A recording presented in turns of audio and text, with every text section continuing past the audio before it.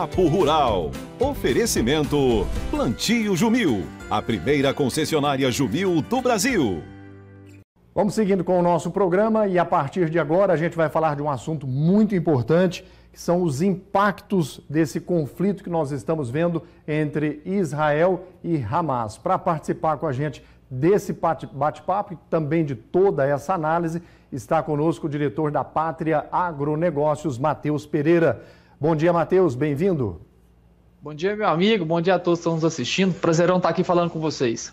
Muito obrigado pela participação. Por um lado, infelizmente, nós estamos em meio a um conflito histórico entre Israel e Hamas, mas também um momento para a gente falar sobre o mercado que não para. Com guerra ou sem guerra, a movimentação continua, né, Matheus?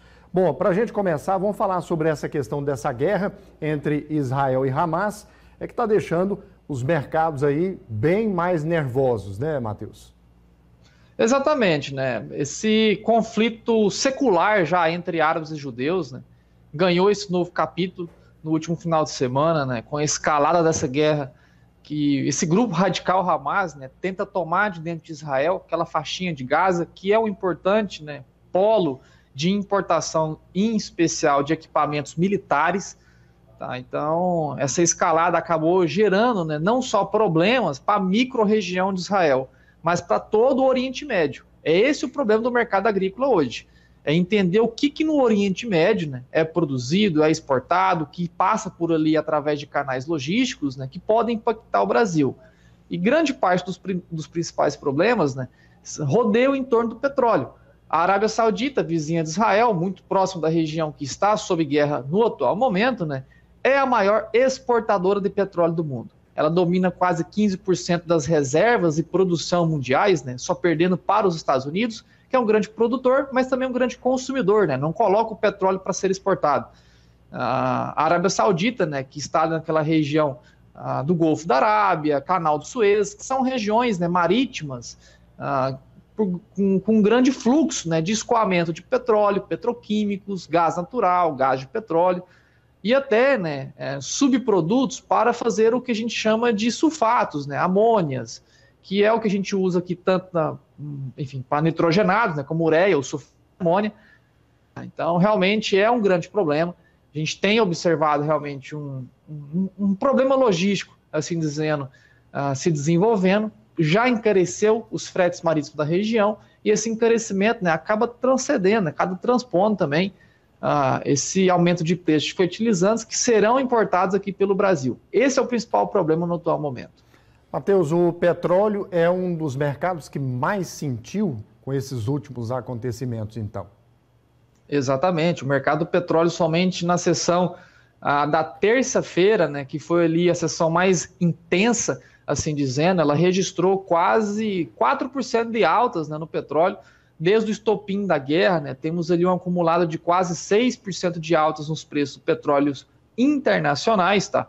É algo que acaba também, né, trazendo essa percepção de que aqui dentro do Brasil, apesar de um tabelamento fixo, né, dos nossos combustíveis, que estão gradativamente voltando a serem precificados, né, pelo mercado internacional, a gente pode também observar como consequência disso, aumento no diesel, aumento na gasolina e, enfim, acabando arrastando também os preços do etanol. Acabam sofrendo nessa correlação direta, apesar do etanol não ser um derivado do petróleo, né? Ser um derivado tanto de milho, né, ou de cana-de-açúcar aqui dentro do nosso país. Então, o petróleo, sim, é o principal fator assim, de decisão, o principal fator de reação ao mercado agora. O gás natural chegou a testar aí mais ou menos aí uns 15% de alta, né? E acabou levando também outras commodities junto com ele, né? Exato, o gás natural dentro da Europa, né, que é um combustível fóssil amplamente usado, em especial nessa época do ano. Tá? Aqui no Brasil a gente não tem, né, tanto hábito de investir em calefação, né, que é o quê? Esquentar casas. Né? Em exceção ao Rio Grande do Sul, Santa Catarina, partes do Paraná, onde essa modalidade, né, é comum, na região central do país é praticamente inexistente. Né? O uso do quê? De calefadores, né, de equipamentos para esquentar as casas. Nesta época do ano, né, com a chegada do inverno ao fim do ano, sempre na viradinha de ano, né, final de dezembro, a gente começa o inverno, né, essa época do ano no hemisfério norte a gente classifica como outono, né, chegada do outono, São épocas mais frias, que exigem, né, mais gasto de uso energético, e grande parte dessa energia para calefação vem do gás natural, tá? Que é um combustível fóssil, porém entre gás natural, eletricidade, queimar carvão, queimar petróleo, o gás natural acaba se tornando mais eficiente, né, em esquentar a água, em esquentar residências. Então, realmente, a alta, né, dessa matéria-prima, o gás natural dentro da Europa, vai se tornando um grande problema, né, para os europeus que tentam, né, buscar fontes alternativas de energia, recorrendo até a biocombustíveis. Então, trazendo o paralelo do gás natural, a gente pode até ver agora, né, como a gente tem observado, uma melhora nos preços do óleo de soja, melhoras nos preços do etanol internacional, que são, né, produtos substitutos, né, como fonte energética. Matheus, diante desse conflito entre Israel e Hamas, como é que está o comportamento dos investidores? Porque as incertezas vão se multiplicando. Eles estão mais cautelosos nesse momento? Como é que está esse comportamento? No estopim da guerra que aconteceu nesse último final de semana, até tivemos, né, uma reação um pouco mais de aversão. Aversão o quê? Espanto. Não sei o que acontece, vou, enfim, ficar com o meu investimento alocado, meu investimento em mãos, né? Vou deixar meu dinheiro mais líquido, que é o quê? Dinheiro na mão de quem tem. Porém, né, vale lembrar também que o mercado, em especial naquela macro-região política, né, que está muito próxima da Rússia, da Ucrânia, do Mar Negro, é uma região que tem um histórico elevado desses conflitos armados, né, desses problemas geopolíticos. Então, o mercado, apesar de no estopim, né, da guerra, desse novo conflito entre Hamas e Israel, né, apesar do estopim ter gerado muita aversão de risco, no atual momento a gente está o mercado vem entendendo aonde realmente estão os principais problemas, né, e vem retirando realmente parte desse medo que foi alocado ao longo desse último final de semana. O mercado agora está um pouco mais confortável, vai entendendo realmente aonde pode ser essas novas fontes de investimento, não só ali nessa região geopolítica que tem mostrado grandes problemas. O dólar deverá manter seu caminho de alta ou não? Olha, muito bem, o dólar esticou as altas, né, e até 2, 3 meses atrás, né, quando a Pátria que alertava que a moeda no Brasil, né, o dólar no Brasil, justificava caminhos de 4,80, 4,90, 5, 5,10, 3, 4 meses atrás, a gente foi jogado pedras, né, em cima, os demais analistas, né, alertando que a moeda deveria estar a 4,20, R$4, e agora a gente vê a realidade, onde todos ecoam o que a gente já alertava há 3 meses atrás, né, alertando sobre a moeda, alertando sobre o dólar, e que é uma moeda que sim, justifica esse patamar próximo aos 5, 5,10. O estresse observado diante da guerra, que jogou a moeda lá perto dos 5,22, é um estresse que já foi diluído. Tá? O caminho das altas do dólar também não é mais justificável em novos ganhos. Atualmente, a moeda se encontra em um patamar de conforto entre 5 e 10, que é o patamar que deve continuar nos próximos dias. Tá? Então, realmente, novas altas elas só serão desengatilhadas caso houver novos grandes problemas na geopolítica fora do Brasil ou aqui dentro. Vale lembrar também que dentro do nosso país a gente ainda vive, né, um complicador político com essa nova gestão que tem realmente trazido alguns probleminhas, né, na realocação de investimentos dentro do nosso país. Porém, patamar próximo aos R$5 é totalmente justificável da moeda. No caso das commodities, elas poderão ficar mais sensíveis e vulneráveis?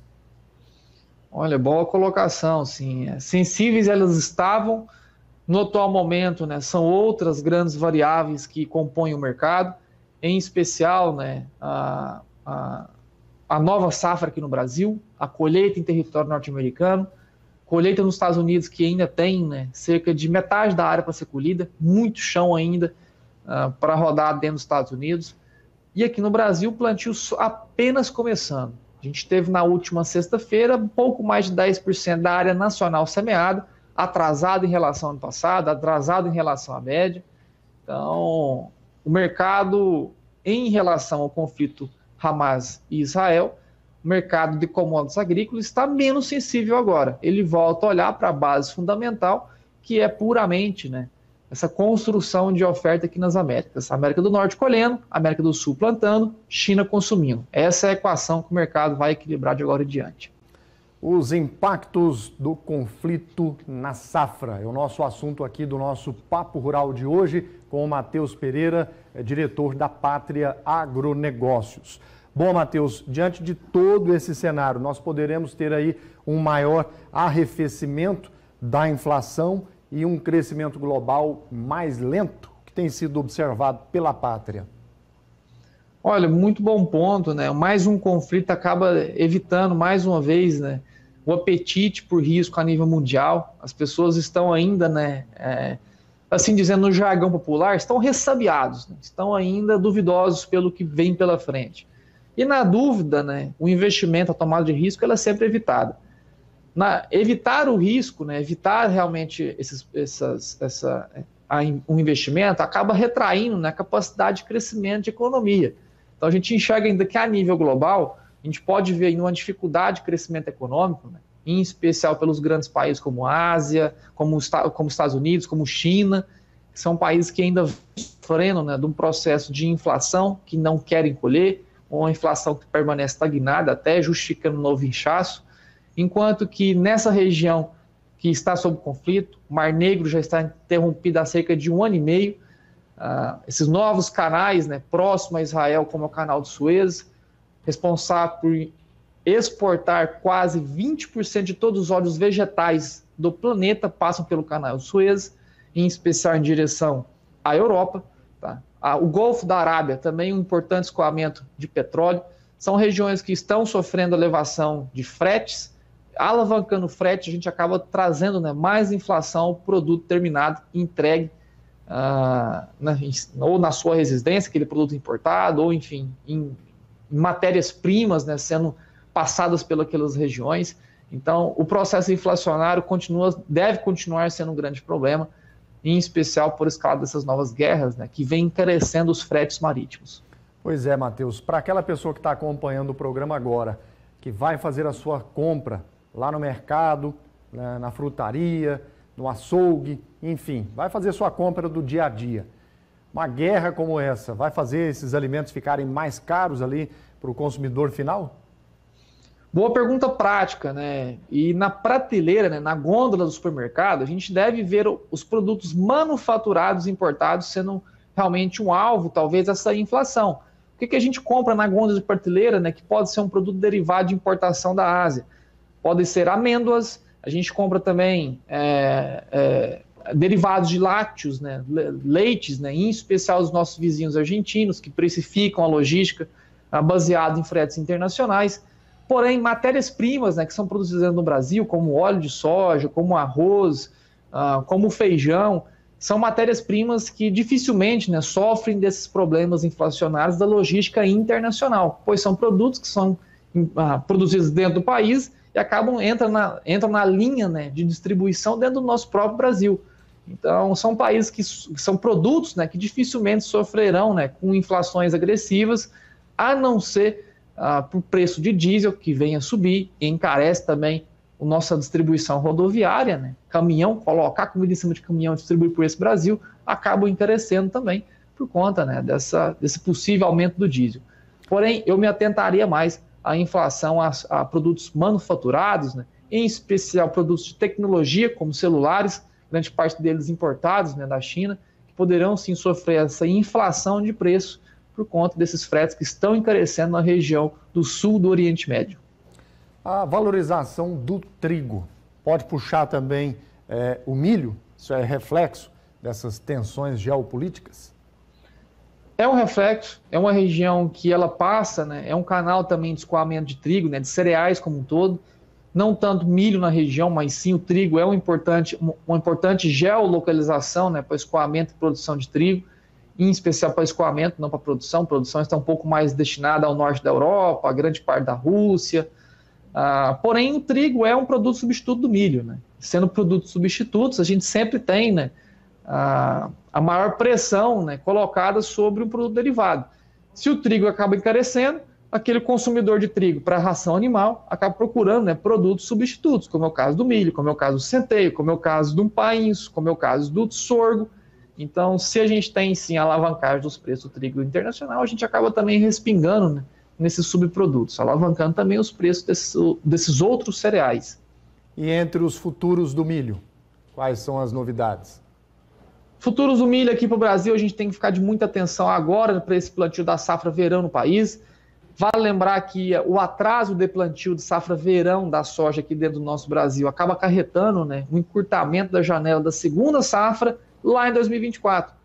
Só trazendo esse parênteses, né, a soja, grande parte da soja é produzida agora, nessa safra de verão aqui no nosso país, enquanto que o milho, grande parte do milho é produzido na segunda safra brasileira, que ela começa a ser semeada em janeiro e estende plantio até finalzinho de março. Então, essa janela de chuvas, né, quanto mais a gente atrasa o plantio agora, mais atrasa colher a soja lá na frente, mais atrasa plantar o milho em subsequência, né? Então, esses atrasos acabam realmente ameaçando, né, a oferta total de milho futuro, 2024, e trazendo uma percepção de altas aos preços cereais aqui dentro do Brasil. E para o mercado de fertilizantes?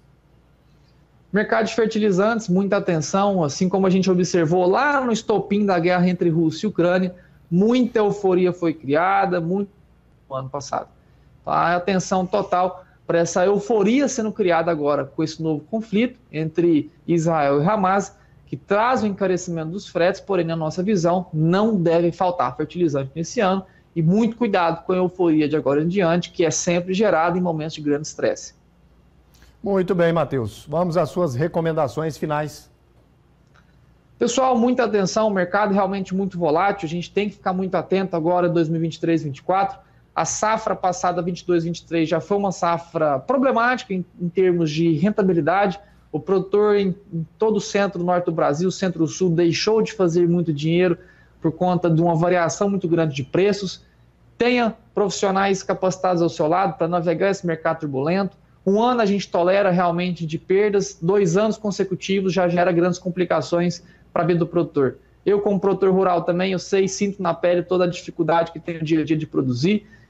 A gente está aqui realmente para analisar o mercado, mastigar e realmente caminhar juntos com vocês. Procurem a Pátria Agronegócios, muita atenção, realmente agora em diante, mercado muito estressado nessa reta final de ano. Muito bem, Matheus Pereira, diretor da Pátria Agronegócios, conversando com a gente via internet, trazendo mais detalhes sobre os impactos do conflito na nossa safra, né? Matheus, um grande abraço a você e muito obrigado pela participação com a gente nesta manhã. Um abraço a ti, meu amigo, e a todos que estão nos assistindo. Até logo, fique com Deus. Papo Rural. Oferecimento Plantio Jumil, a primeira concessionária Jumil do Brasil.